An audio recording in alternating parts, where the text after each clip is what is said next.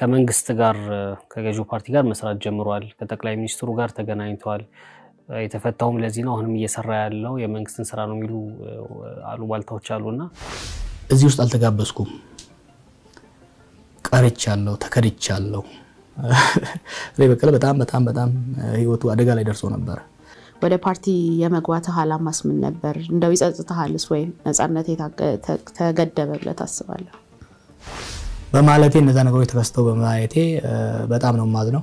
ባላልኳቸው ምላቸው ብዙ ነገሮች አሉ እናንተ ሰውሪቶራችሁ ብዙ ተቀይሯል በሰሜን ኢትዮጵያ እርስ በርስ ጦርነት ነበር አሁን ደግሞ እሱ ትንሽ ጋብ ሲል ኦሮሚያ ላይም ጦርነት አለ አማራ ክልል ላይም ሰሞኑን ብዙ ችግሮች አሉና የኤርትራ ሚና ምንድነው የኤርትራ ቦታ የቱ ጋር ነው ያለው we really have to be very careful already ብዙ አጎራባችም ሆኖ የሩቅ የሆኑ ኃይሎች በተለያየ መንገድ ገብተዋል ኬንያም ላይ አይተናል በቅርቡ ስለ የጉዞ ዓላማ ምን ነበር ማንና አገኘ ሚለው እንዳለ ሆኖ በምን ፓስፖርት ነው የሄድከው ጀዋር ኢትዮጵያ ይሆነ እንዴ